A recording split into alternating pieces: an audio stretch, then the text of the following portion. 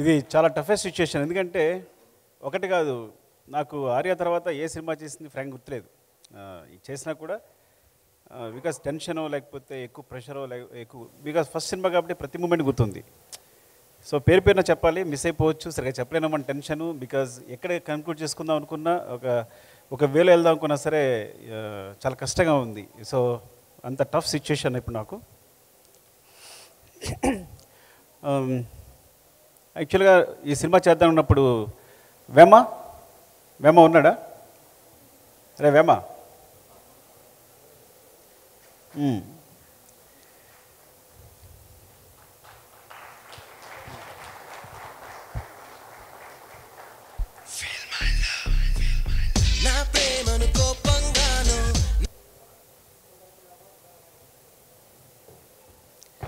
యాక్చువల్గా ఇద్దరు స్టార్ట్ చేసాం రాయడం వేమ, ఇది ఆర్య అనే స్క్రిప్ట్. సో ఫస్ట్ వైజాగ్ వెళ్ళిపోయి అంటే నా ఫ్రెండ్ రవికుమార్ ఉన్నాడు ఇక్కడే, వాడి దగ్గర ఒక 10,000 తీసుకుని ఎయిటర్ మోహన్ గారి దగ్గర, అంటే అప్పుడే ఎయిటర్ మోహన్ గారి దగ్గర చేస్తున్నాం, మేము రైటర్స్గా చేస్తున్నాం, ఇద్దరం చేస్తున్నప్పుడు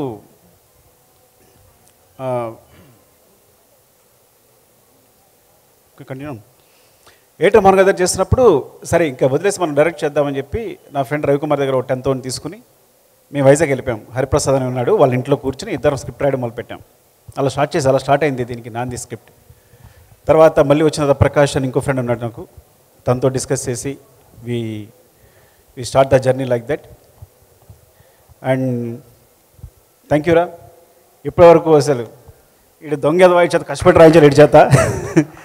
అంటే నిజంగా ఈడు కనుక పెన్ను పెట్టి రాస్తే ఇప్పుడు ఇండస్ట్రీలో ఎవ్వరు సరిపోరు. అంటే లేజీ బద్దకిస్ట్ ఇంటెలిజెంట్ అనమాట వీడు. సరే ఇటు సందర్భం వచ్చినట్టు చెప్తాం కదా ఎప్పుడైనా వీడి సినిమా అయినప్పుడు. అండ్ అలా స్టార్ట్ అయింది. తర్వాత నేను రాజుగారికి మాంటేజ్ చెప్పడం, సినిమా చేయాలనుకోవడం. రాజుగారి నిజాయితీ ఏంటంటే సినిమా చేద్దాం, ఢిల్లీ హిట్ అయితే కేవలం నా సిన్సియారిటీ, ఒక్క మాంటేజ్ అంతే. ఆయన కూడా ఒక మాంటేజ్తో అద్దరిపోయిందని చెప్పి ఆ మాంటేజ్ కోసం కూర్చుని సినిమా చేద్దామని. ఢిల్లీ సినిమా హిట్ అయిన తర్వాత నాకు ఫోన్ చేసి రా సినిమా చేద్దామని. అక్కడ కూడా విచిత్రం జరిగింది. సినిమా చేద్దాం వెంటనే ఒక స్క్రిప్ట్ ఇచ్చారు నాకు, అదొక రీమేక్ మూవీ. అంటే అప్పుడే అసినేటర్ కదా, కొంచెం పొగరగా ఉంటాం మనం, ఇప్పుడే వచ్చామని చెప్పి ఆ స్క్రిప్ట్ వెనక్కి చూశాను, నేను చేయను రీమేక్ అని. మరి అయితే కథ చెప్పు అన్నారు. మీకు మాంటేజ్ చెప్పాను కదా, ఆ మాంటేజ్ నా కథ చెప్తాను మీకు అని. సరే చెప్పు అన్నారు. చెప్పాను. అదొక విచిత్రం కదా, ఇట్స్ అ లాంగ్ స్టోరీ, చాలా అందరు ఇన్వాల్వ్ అయి ఉంటారు అందులో. సో అట్లా సరే మనం వెళ్ళిపోదాం సినిమాకని. అదే ఆ ధైర్యం, ఫస్ట్ ఆఫ్ ఆల్ అంత ధైర్యంతో ముందుకు వచ్చి కొత్త సినిమాని, ఇప్పుడంటే కొత్త డైరెక్టర్స్ అందరికి కూడా చాలా అవకాశాలు వస్తున్నాయి. అప్పుడు కొత్త డైరెక్టర్ని ఎవరైనా ప్రోత్సహించేవాళ్ళు లేరు, సినిమా ఇచ్చేవాళ్ళు లేరు. అలాంటి సందర్భంలో అయినా ఒక కొత్త డైరెక్టర్తో అంత గట్స్తో సినిమా చేయాలనుకోవడం చాలా గొప్ప విషయం. చాలా తక్కువ మంది డైరెక్టర్స్, చాలా తక్కువ మంది, ఎక్కడో కానీ ఛాన్స్ వచ్చేది కాదు. Thank you so much sir, మీకు లైఫ్ లాంగ్ రుణపడి ఉంటా విషయంలో. బికాస్ మీరు అప్పుడు ఆ ప్రామిస్ అనగా లేకపోయి ఉంటే, అంత ధైర్యం ఇచ్చి ఉండకపోతే ఈ సినిమా ఇప్పుడు ఉండేది కాదు, మేము చేసి ఉండేవాళ్ళమే కాదు. Thank you so much sir. దాని తర్వాత బన్నీ కథ చెప్పడం జరిగింది. చెప్పిన తర్వాత కొంచెం స్పేస్ వచ్చింది.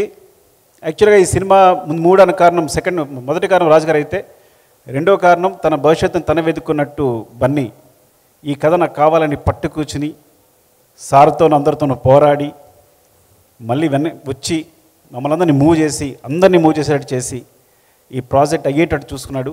నేను యాక్చువల్గా కథ చెప్పిన తర్వాత ఇది ఇంకా జరగదేమో అనుకుని నేను వేరే స్క్రిప్ట్ కూడా, రాజుగారు వేరే కథ ఇస్తే కనుక దాన్ని డైలాగ్స్ రాయడం మొదలుపెట్టాం, నేను వేమ ప్రకాష్ అందరం. సో ఇంకా డైలాగ్ రైటర్గా చేద్దాం, ఇప్పుడో చేసుకోవచ్చులే అనుకున్నాను. కానీ తను వచ్చి ఈ కథని రౌండప్ చేసి చేద్దాం, ఈ సినిమా చేయాలి, ఇది నాకు నచ్చింది అని చెప్పి. ఫ్రాంక్గా చెప్తాను, ఏజ్ అప్పుడు 18 19, ఆ ఏజ్లో ఆ మెచ్యూరిటీ, బాగా అలరగా ఉండేవాడు. కానీ అప్పుడే దాంట్లో నా ఫ్యూచర్ ఇందులో ఉంది అని పట్టుకుని మమ్మల్ని పుష్ చేసి ఈ got the vibes. Thank you darling, definitely thank you so much. రెండు విధాలుగా కూడా, అటు real life and real life both are నీ వల్లే బేస్ అయి ఉన్నాను ఎప్పటికీ కూడా. నీ ఇట్లా నిలబడున్నాను కాళ్ళ మీద అంటే definitely you are the best, ఎప్పటికీ మర్చిపోలేను. ఆ మాట చెప్పినప్పుడల్లా నా బాడీ వణుకుతూ ఉంటుంది. Love you darling. And darling Devi. అప్పుడు దేవి ఒక సెన్సేషన్. సినిమా చేస్తే నేను 2 అడిగాను రాజు గారిని, 3 అడిగినట్టున్నా. నాకు టాప్ టెక్నీషియన్స్ కావాలి. 1 రత్నాకర్ గారు, ఆయన అప్పుడు బాలా సినిమాలు చేస్తున్నారు, టాప్ కెమెరామెన్. శేఖర్ ప్రసాద్ గారు ఎడిటింగ్, టాప్ ఎడిటర్. దేవి సెన్సేషన్, నాకు దేవి కావాలి. ఇలా 3 ఎంచుకున్నాం. అందులో అంతకన్నా టాప్ ఎడిటర్ వచ్చారనుకోండి మాతారి వెంకటేష్ గారు. కానీ చెప్తాను అప్పటికి ఇలా అనుకోవడం వల్ల. సో డార్లింగ్ దేవి వచ్చాడు, చిన్న కుర్రాడు, కథ చెప్పాను. కింద గోల అవుతుంది, పైకి వెళ్దామన్నా, ఇంకో ఫ్లోర్ ఎక్కాం. ఇక్కడ కూడా గోల, కాన్సన్ట్రేషన్ కుదరట్లేదన్నాను. మళ్ళీ పైకి వెళ్ళాం, ఇక్కడ కూడా గోల వస్తుంది, ఇక కథ చెప్పలేకపోతున్నానన్న. ఇంకా ట్యాంక్ ఎక్కాం, అంటే వాటర్ ట్యాంక్ పైకి ఎక్కాం. అమ్మయ్య ఇక్కడ ఎవరు లేరు, మంచి కథ చెప్పుకుందాం అనుకున్నాం. అక్కడ కథ చెప్పుకున్నాం. కథ ఐ థింక్ ఫస్ట్ హాఫ్ అయినట్టుంది. వెళ్ళి మార్నింగే చూనిచ్చేసాడు. ఏది ఫిల్మేలో వచ్చి మార్నింగే వచ్చేసి ఫోన్ తింటే ఫోన్ లిఫ్ట్ చేయట్లేదు. ఇదేంటి నేను ఫస్ట్ హాఫ్ కథ చెప్పాను, ఇంకా సెకండ్ హాఫ్ చెప్పాలి, కనీసం టచ్లో లేడు తను కనీసం అని అంటే, లేదు తను వస్తాడు, కంగారు పడుకున్నారు రాజు గారు. వచ్చాడు, రాగానే డార్లింగ్ ఒక మీకు ట్యూన్ చేసాను చూడండి అని ట్యూన్ వినిపించాడు. అదే ఫిల్మేలో ఫస్ట్ ట్యూన్ చెప్పిన వెంటనే ఐ థింక్ వీఆర్ అందరూ ఇంప్రెస్డ్. ఆ ట్యూన్ అలా వెళ్ళిపోయింది. Thank you so much for all the songs. అంటే అప్పుడు తెలియకుండా నేను చెప్పాను కదా, నీ వాయిస్లో వినేసి ఇప్పటికీ అదే జడ్జిమెంట్ నమ్ముతాను నేను. ఎందుకంటే నీ వాయిస్ విని విని విని నాకు అదే అనిపించేది. అప్పటి నుంచి ఏదైనా ఎక్కువ వినేసి ఉండి నేను జడ్జిమెంట్ తీసుకుంటానని ఎప్పటికప్పుడు చెక్ చేసుకుంటాను. అది ఒక మ్యూజిక్లోనే కాదు, సీన్స్లో కూడా నేను ఎక్కువ నువ్వు చెప్పిన ఒక మాట నాకు ఒక యూజ్ అయింది నాకు స్క్రిప్ట్లో కూడా. Thank you darling and love you. On టైంలో యాక్చువల్గా ఆన్ టైంలో సాంగ్ చెప్పాలి. నాకు ఐటమ్ సాంగ్ ఇష్టం లేదు, తెలుసా మీకు విషయం సినిమాలో? ఎందుకు నిజం మాట్లాడుకుందాం. నాకేంటి చెయ్య చెయ్య చెయ్య అంటే నేను మణిరత్నం ఫేవరెట్ ఫ్యాన్ని.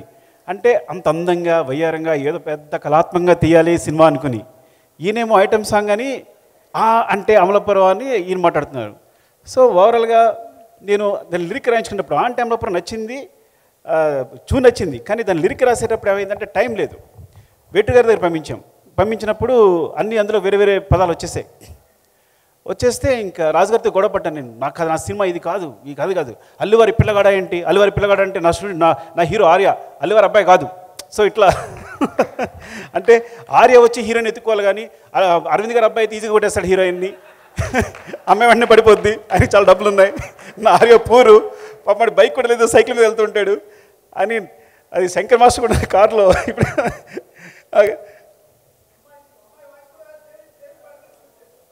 అవును అమ్మాయి వాయిస్ కూడా లేదు అప్పుడు అని అట్లా. సో ఆ సాంగ్ గురించి. సో నాకు ఐటమ్ సాంగ్ అంటే ఐటమ్ సాంగ్ అనుకోవాలి, నేను చేయాలని క్లాస్ సాంగ్ అనుకున్నాను.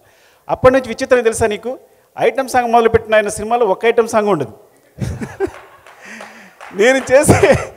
నేను చేసే ప్రతి సినిమాలోనూ ఐటమ్ సాంగ్ వచ్చేసింది. నేను పెట్టాల్సి వచ్చింది. No I believe it that. పెట్టడమే కాదు, నేను ఐటమ్ సాంగ్ని నమ్మాను. అమ్మో ఇంత పెద్ద హిట్ అవుతుందా సాంగ్ అంటే, ఇంత వైపు వస్తుందా, సినిమా ఇంత దూరం తీసుకెళ్తుందా అని నేను ఇటు వచ్చేసాను. రాజుగారు అటు కళాత్మకంగా వెళ్ళారు. ఆయన ఐటమ్ సాంగ్ టచ్ చేయలేదు ఆయన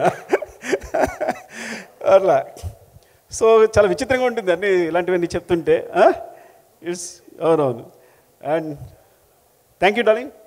అండ్ ఐ థింక్ ఆ జర్నీ అప్పటి నుంచి మన జర్నీ ఇట్లా సాగుతూనే ఉంది. ఎప్పటికప్పుడు సపోర్ట్ చేస్తూనే ఉన్నావు నాకు.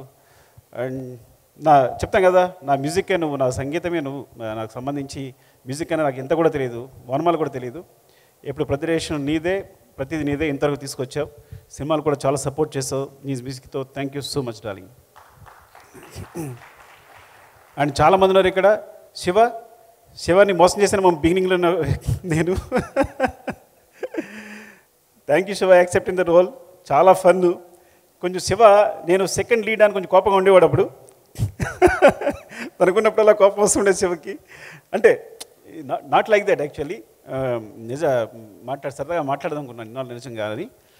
And I was so impressed అప్పుడు నువ్వు చేసే పర్ఫార్మెన్స్ కానీ, నీ ఐస్ చూసే విధానం కానీ, అండ్ మీ కాంబినేషన్ కూడా కరెక్ట్గా కుదిరేది. And thank you Shiva, love you. ఒక్కొక్కరు మాడుతుంటే సుబ్బు, ఐ థింక్ ఆ సుబ్రహ్మణ్యం చూసారా ఒకసారి నిలబడడం, చెప్పండి ఎలా ఉన్నాడు ఆయన? సుబ్బు అలాగే ఉన్నావు నువ్వు, అసలు ఏం మారలా. మరి ఏం మేనేజ్ చేస్తే అర్థం కావట్లా. కొట్టుకునే వాళ్ళం కదా మనం. నువ్వు కొట్టుకుంటే సరిపోయేది కాదు నాకు, నేను గట్టిగా పట్టి స్పృహ పడిపోయాను కూడా. ఒకసారి రామలక్ష్మి గారి కథ చెప్తూ గట్టి కొట్టుకోవాలి అంటే, విలన్ ఇలా కొట్టుకుంటే అమ్మాయి అంటే కొట్టుకుంటాడని కొట్టుకుంటూ పడిపోయాను నేను. కొడుతు అంత గట్టి కొట్టుకున్నా. సుబ్బుకి కొట్టించాం కదా అట్లా. Thank you. అండ్ రత్నవేల్ గారు చెప్పాను కదా నేను టాప్ కెమెరామెన్ కావాలి సూపర్ అని. So actually I learned a lot brother. First because as assistant డైరెక్టర్గా స్టార్ట్ చేసి, యాక్చువల్లీ అసిస్టెంట్ డైరెక్టర్ ఇక్కడ చేయలేదు నేను, కానీ రైటర్గానే చేశాను.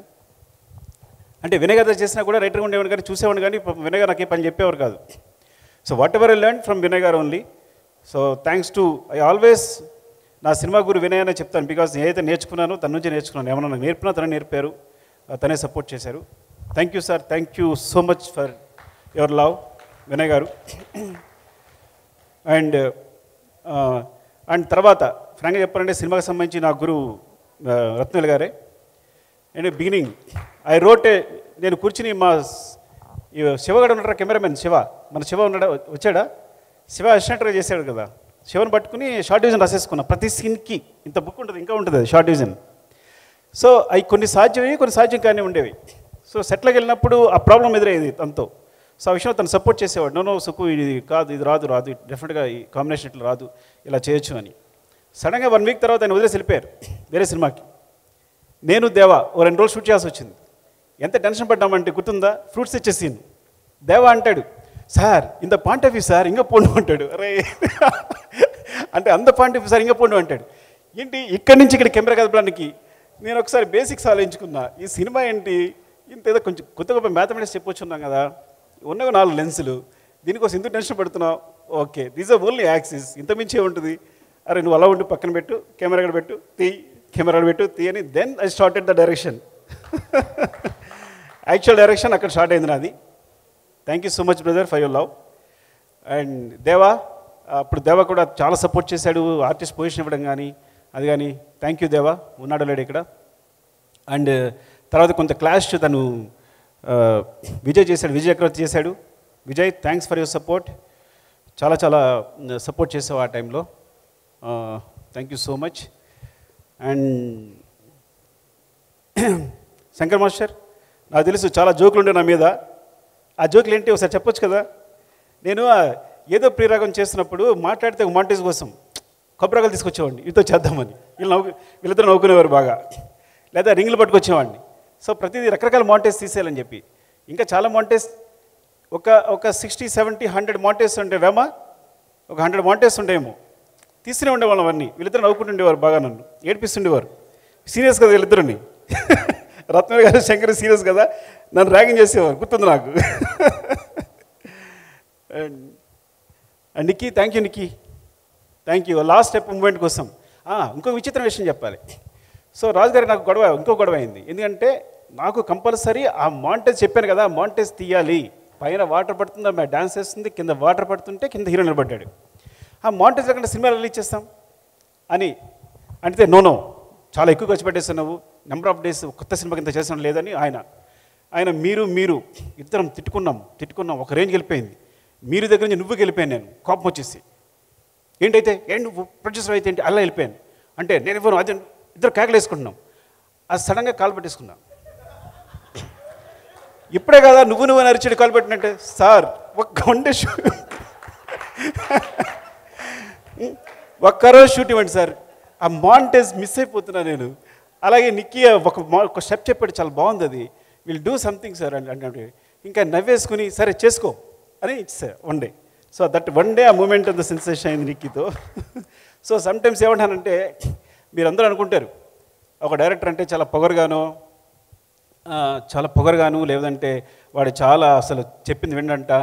నేను సినిమా బిగినింగ్ కొత్తలో ఇదే ఆలోచించినవాడిని, నా వెనకాల అన్నీ వినేవాడిని. మణిరత్నం ఒక రోజు షూటింగ్ క్యాన్సిల్ చేశారంట, మనం కూడా క్యాన్సిల్ చేయాలి.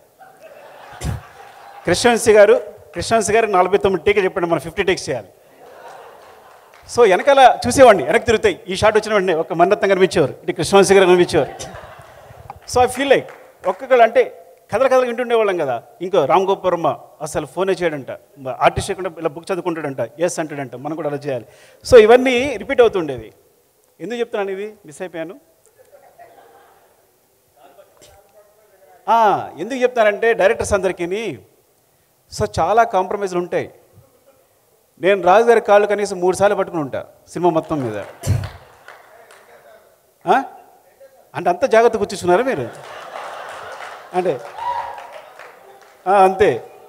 సో మీరందరూ ఏమనుకుంటారంటే చాలా పొగరుగా సుకుమార్ అంటే ఏం అవడం లేదు. నేను చాలా కాంప్రమైజ్ అవుతాను. కేవలం ప్రోట్ కోసం, ప్రోట్ నాకు రావడం కోసం కాంప్రమైజ్ అవుతాను.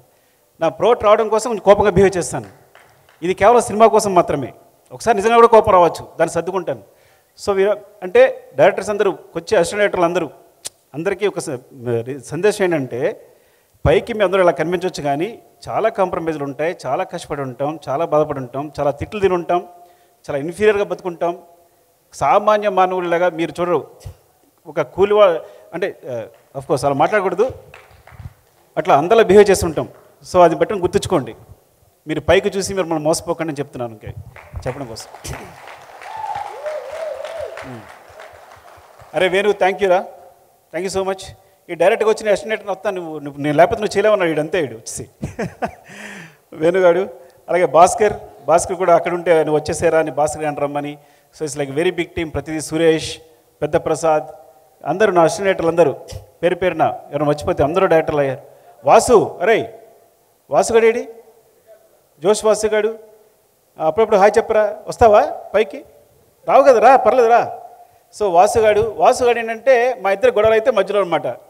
రాజుగారు అలా కాదండి, వాడికి ఏదో విజన్ ఉంది అని ఈడు అడ్జస్ట్ చేయడు మధ్యలో మీడియేటర్గా.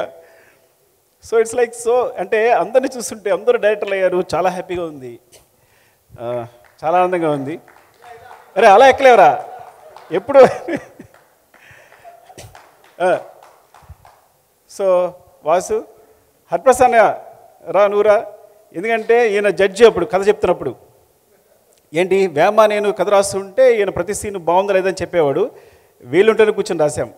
రవి ఉన్నాడా? వేణు అంటే టీం అందరూ వస్తే బెటర్. ఒక్కసారి నా అసిస్టెంట్ టీం అందరూ, వేణు, సురేష్, ఎవరెవరు వచ్చారు? వేమ, రవి.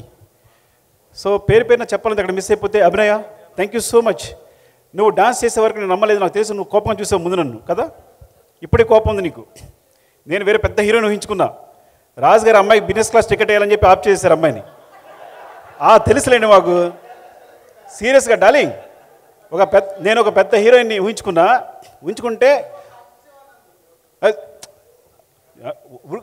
ఆయన బిజినెస్ క్లాస్ టికెట్ కోసం అమ్మాయిని క్యాన్సిల్ చేశారు. కానీ అంతకన్నా పుష్పక విమానంలో ఈ అమ్మాయి వచ్చింది. She so beautiful. వచ్చాక ఒక మూమెంటేగా నాకు అర్థమైంది, కళ్ళు తిరిగిపోయాయి. నాకు కావాల్సింది టాలెంట్ అని, అంత అద్భుతంగా చేసింది. ఇప్పుడు నువ్వు డాన్స్ చేస్తుంటే ఆయన ఎంత ముచ్చటపడిపోతున్నాడు బన్నీ గారు, యూనో దట్. సో ఇప్పటికి కూడా అదే గ్రేస్ ఉంది. ఎంత అద్భుతం చేసావంటే thank you so much. And sir, Aravind sir, మీరు, నేను చెప్తాను కదా, ఎవరిని నాకు బిగినింగ్లో తెలిసేది కాదు, లెక్చర్గా చేసి వచ్చాను. నాకు 2000 మంది students, exaggeration maybe 1000 or 1500 what ever. 1500 ఉంటారా బుచ్చి? ఉంటారా కాలేజీలో? మన కాలేజీలో ఈజీగా ఉంటారు. లాంగ్ టర్మ్ వాళ్ళు అందరూ పొద్దున్న లేస్తే అక్కడ నిలబడితే వస్తే అందరు good morning sir, good morning sir, good morning sir అండి. ఇక్కడ నేను వస్తే సూట్ కేసు మోయాలి, అందరికి గుడ్ మార్నింగ్ చెప్పాలి. సో అయినా సరే ఆ లెక్చర్ బుద్ధి పోలా. ఒకసారి నేను సెట్లో కూర్చున్నాను, షూటింగ్ చేస్తున్నాను, అరవింద్ గారు వచ్చారు. ఆయన ఎంత ఇది తీసుకుంటారు, వచ్చారు. నేను రిలైజ్ అవ్వాలా, రత్న గారు ఇలా గోగుతున్నారు, కాల్తీ అని. అంటే నేను కాలు మీద కాలేసుకున్నాను అనమాట, అరవింద్ గారు ఎదురుకుండా. Sir, I'm very sorry for that.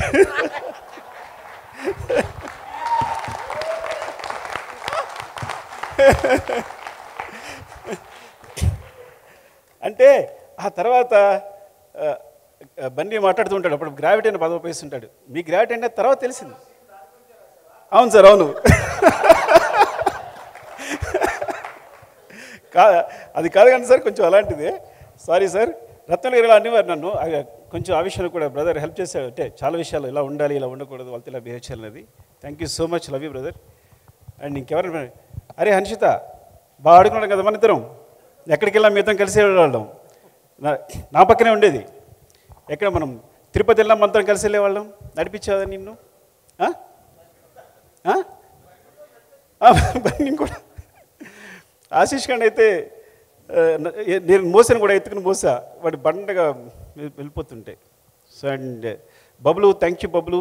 చిత్రం సీను, లాస్ట్ మినిట్లో వచ్చేసావు. అండ్ ఎవరైనా మిస్ అయిపోయినా పేరు పేరున చెప్పాలి, ఇప్పుడు ఏదో మాట్లాడుకుని కూడా చాలా మిస్ అయిపోయాను నేను. And thank you so much. And అందరూ కూడా మా టీం అందరూ, వేమ లవ్ యూరా, రవిబాబు థ్యాంక్స్. వీడి 10,000తోనే నేను స్టార్ట్ చేస్తా కథ స్టార్ట్ చేయడం. వీడికున్న 10,000 ఉంది బ్యాంకులో, నీకేం కావాలని చెప్పి ఆ 10,000 క్యాష్ తీసుకొచ్చి ఇలా ఇచ్చేసాడు మాకు అంతే. ఆడు సంపాదించుకుంటే 10,000 ఆ టైంలో 10,000 is a very big matter. And Hariprasad అన్నయ్య వీళ్ళింట్లోనే, మాకు రూమ్ లేదు కాబట్టి తనే ఫుడ్ అన్నీ రూమ్లో కూర్చోబెట్టి మా ఇద్దరిని అరే ఇది కాదురా అది కాదురా అని చెప్పి లైక్ ప్రతి సీను జడ్జ్ చేస్తూ ఇలా చేయాలి అలా చేయాలని. తన సినిమా చాలా ఎక్కువ ఉండేది, మాకన్నా చాలా ఎక్కువ, ప్రతి సినిమా చూసేవాడు తను. థ్యాంక్ యూ సో మచ్ అన్నయ్య. అండ్ వాసుగా వీడికే చెప్పే ఫస్ట్, తర్వాత కథ చెప్తే రాజుగారు నీకు సురేందర్కి చెప్పినట్టుగా సూర్య అందరికీ నేను ఒక్క నిమిషం చెప్పేస్తాను, మీకు బోర్ కొడదేమో. రాజుగారు చెప్పాను, రాజుగారు కొంచెం ఈడేదో కొంచెం బ్రోకర్లా ఉన్నాడు అని కాదు, కానీ ఇది చెప్తున్నాడు బాగుంది సుకు అద్దరిపోయింది, కానీ ఈ కథ చాలా క్రిటికల్గా ఉంది, నేను ఆలోచించుకుంటా అన్నారు. నేను ఒకసారి ఆలోచించుకున్నాను. సో మార్నింగ్ వీళ్ళిద్దరికి చెప్పాను, వీళ్ళకి సూరికి మన మీరేమో చెప్పాను అప్పుడు. సో వీళ్ళు సపోర్ట్ చేశారు ఆ విధంగా. అంటే అప్పుడు రాజుగారు వచ్చి వీళ్ళు అడిగారు ఎలా ఉంది అంటే బాగుంది సార్ అంటే, అంటే అఫ్కోర్స్ ఇమ్మీడియట్ డెసిషన్ అనుకోండి. So thank you. నేను ఎప్పుడు సరిగా బాగా మాట్లాడుతున్నానో లేదు తెలియదు కానీ ఫినిష్ చేస్తా. నీకేమైనా మిస్ చేశానా, ఏమైనా మిస్ చేశానేమో కాదని అని. అండ్ మధు గారు, ముఖ్యంగా మధు గారికి చెప్పాలి. అలాగే మాతాడి వెంకటేష్ గారు రాలేదు. మాతాడి వెంకటేష్ గారు అన్నారు ఒక మాట, అరే నువ్వు కొత్త డైరెక్టర్ కొన్ని అనిపించట్లా, పాత డైరెక్టర్లాగా ఏ క్లోజప్ వాళ్ళతో అదే క్లోజప్ తీస్తున్నావు అన్నారు. ఆ మాట ఎందుకు గుర్తొస్తుంది ఇప్పటికి, నేను అలా తీయట్లా ఇప్పుడు నేను. ఎందుకంటే అప్పుడు ఫిల్మ్ కాబట్టి ఈ క్లోజప్ అంటే ఈ క్లోజప్పే తీసేవాళ్ళం, ఇప్పుడు డిజిటల్ కాబట్టి రోల్ చేస్తూనే ఉన్నాం. అప్పటికి ఎక్కువ రోల్ చేసేవాడిని, కానీ ఆయన నువ్వు కరెక్ట్గా తీసావు, ఇది ఈ క్లోజప్ నీ క్లోజప్ తీసావని ఎప్పుడు క్లోజప్ పెడదాం అనుకున్నా ఆయన మాట గుర్తొస్తుంది. ఈసారి కూడా సిన్సియర్గా మనం ఇలాగే తీద్దాం, ఎక్కువ వేస్ట్ చేయకుండా అనుకుంటాను, కానీ ఏదో తీసేస్తుంటాను. ఫ్రాంక్గా చెప్పాలంటే అదే చాలా డిసిప్లిన్గా చేసిన cinema Arya. And thanks Venkatesh గారు, ఆయన చాలా సపోర్ట్ చేశారు. ఎందుకు అంటే ఒక సినిమా చూసి రాజు గారు అది ఎలా ఉంది అంటే, నా ఒక 1 వీక్ ఎడిట్ చూసి నువ్వు మర్చిపోయి సినిమా సూపర్ హిట్, ఈ కుర్రాడు చాలా బాధ చేస్తాడు అని చెప్పి చాలా ధైర్యం చెప్పారు. రాజుగారు కొంచెం డౌట్ అని కదా, ప్రొడ్యూసర్గా తెలుసుకోవాలి ఉంటుంది కదా, తెలిసినప్పుడు థ్యాంక్ యూ సార్ వెంకటేష్ గారు, love you so much. And Chiranjeevi గారు ప్రత్యేకంగా థ్యాంక్స్ చెప్పాలి, ఎందుకంటే అరవింద్ గారు పంపించారు చిన్న గారు నా టెస్ట్ కోసం కథ చెప్పడానికి. నేను అద్దం ముందు ఒక నెలలు ప్రాక్టీస్ చేశాను కథ చెప్పడానికి. ఎందుకంటే చిరంజీవి గారు అంటే, అక్కడ చిరంజీవి గారిని చూస్తున్నాను అంటే మా ఊళ్ళో పెద్ద కథగా చెప్పున్నారు, చిరంజీవి గారి దగ్గరికి వెళ్తాడంట మాట్లాడతాడంట అని ఆ టైంలో. సో వెళ్తే ఆయన అరవింద్ గారు చెప్పారు నువ్వు 15-20 మినిట్స్ చెప్పాలి కదా, ఆయనకి అంత టైం లేదు అన్నారు. సేమ్ అందరిలాగే నేను కూడా వెళ్ళి, సార్ అరవింద్ గారు చెప్పారు మీకు 20 మినిట్స్ అలా చెప్పమన్నారు, కానీ కథ చెప్తుంటాను మీరు ఎక్కడ బురుగుతాడు అక్కడ ఆపేయండి అన్నాను. ఈ టెక్నిక్ ఎవరో చెప్పారు నాకు అప్పట్లో గుర్తులేదు. సో నేను కథ చెప్పడం మొదలు పెడితే ఆయన చాలా ఎంజాయ్ చేశారు. 3 hours చెప్పాను కదా ఆయనకి, 3 hours చెప్పాను. నేను ఎంత షాక్ అయ్యానంటే, మెగాస్టార్ మీరు ఊహించారు, ఆయన కథ చెప్పడం కోసం నెలలు అద్దం ముందు ప్రాక్టీస్ చేస్తుంటాను, ఎగ్జాగరేషన్ లేదు అంతకన్నా ఎక్కువ చేస్తుంటాను. ఆయన కళ్ళ ముందుకు వచ్చినప్పుడు ఆయన కళ్ళు చూసి చెప్పారని చెప్పి నేను నా అద్దాన్ని చూసుకుంటాను, ఊహించుకుంటున్నా. ఆయన ఫేస్లో ఎప్పుడు చూడలే, నేను చూడకుండా చెప్పేశాను. నేను తర్వాత నేను ఇలా అంటుంటే టీ గ్లాస్ వెళ్ళిపోతాను, టీ గ్లాస్ పక్కన పెట్టేవారు. ఇప్పటికీ గుర్తు, ఒక ఎలిఫెంట్ బొమ్మ ఉండేది అక్కడ, ఇలా అంటుంటే పడిపోతే నేను పట్టుకున్నారు. సో ఇట్లా అప్పుడు అరవింద్ సార్ ఫోన్ చేశారు. ఫోన్ చేసి అరవింద్ చాలా బాగా చెప్పాడు ఎబ్బంటే, అటు నుంచి నాకు వాయిస్ అని నాకు అర్థమవుతుంది, తీగలడంటారా అనేది వచ్చినట్టుంది వాయిస్ సార్ మీరు.